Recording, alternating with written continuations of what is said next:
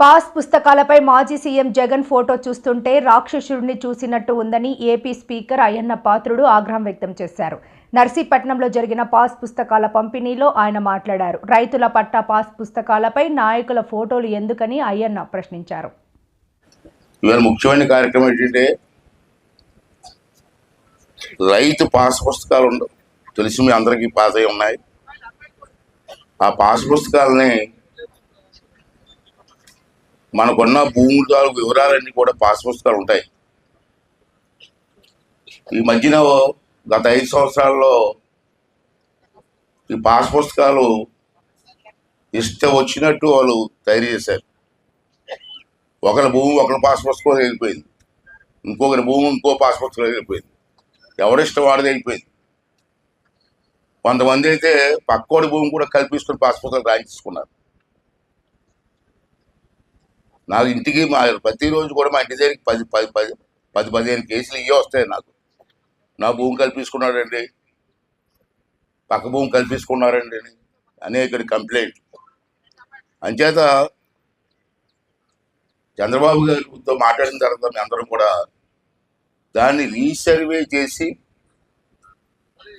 మీ అందరి తాలూకు ఆలోచనలు చెప్పిన సలహాలు తీసుకొని దాన్ని ఎవరి భూమి అయితే ఉందో వారి భూమిని సక్రమంగా పాస్ పుస్తకాలు చేసి మీకు ఇవ్వాలన్నది మీ ప్రభుత్వం తాలూకు ఆలోచన. సింపుల్గా చెప్తే మీకు అర్థమయ్యేలా చెప్తున్నాను నేను.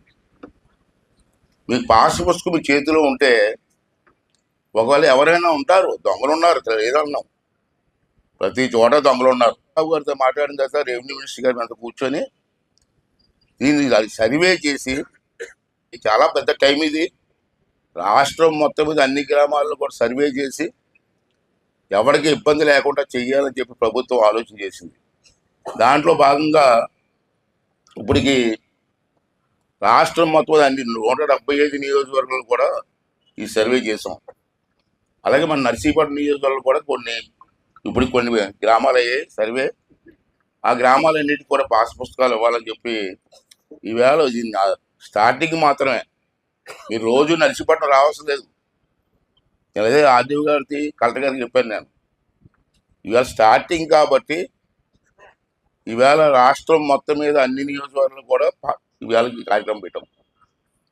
ఇది ఒక్కరోజే. ఇక్కడ రేపటి నుంచి మీరు ఇక్కడ నర్సీపట్నం రావాల్సిన లే. మీ మండలంలో మీ గ్రామం కూడా వెళ్తారు కదండి. మీ మండలంలో మీ గ్రామం వచ్చి పాస్ పుస్తకాలు ఇచ్చి ఏర్పాటు చేస్తున్నాం. ఇదే మండలానికి కూడా వెళ్ళాల్సి వస్తుంది. ఆఫీసులో మీ గ్రామం వస్తారు, మీ సచివాలయంలో కూర్చుంటారు, మిమ్మల్ని అందరినీ పిలిచి పుస్తకాలు అక్కడ ఇచ్చి ఏర్పాటు చేస్తున్నాం. ఇవాళ ఒక్కరోజు అంటే ఓపెనింగ్ రోజు కాబట్టి రాష్ట్రం అంతా ఒకేసారి చేస్తున్నాం కాబట్టి ఇవాళ నర్సీపట్నంలో పెట్టడం జరిగింది. రేపటి నుంచి మీరు ఇక్కడ రావాల్సి లేదు. మీ ఊరే వస్తారు, వచ్చి మీకు ముందుగా ఇంటిమేట్ చేస్తారు. ఈ సచివాలయం జరిగి ఉండి తీసుకోవాల్సిన అవసరం ఉంది. రెండోది ఏంటంటే, ఎందుకు పాస్ పుస్తకాలు మార్చాం?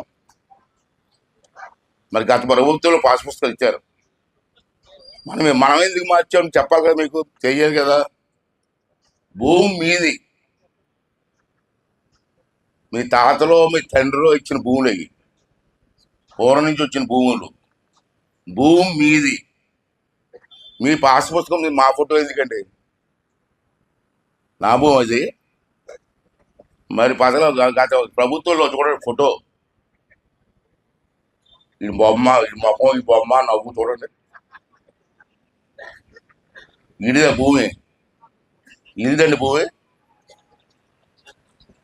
మీ భూమి పాస్ పుస్తకం మా ఫోటో ఎందుకంటే? పెద్ద అందగాడి నవ్వు చూడండి.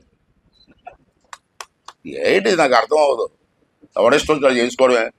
ఈ పుస్తకాలు తయారు చేయడానికి కొన్ని కోట్ల రూపాయలు ఖర్చు పెట్టారు. కోట్లు. రాష్ట్రం మొత్తం మీద అందరికి ఇవ్వడానికి ఈ పుస్తకం. ఇగో వెనకాల బొమ్మ. ఉదయం లేచి దేవుడి ఫోటో చూస్తాం, దెయ్యం ఫోటో చూస్తాం మనం. ఉదయం లేచినండి మీరు అంతా ఏం చేస్తారు? దేవుడి ఫోటోకి అన్నం పెట్టుకుంటాం. వీడు రాక్షసులు పుస్తకం చూసినా.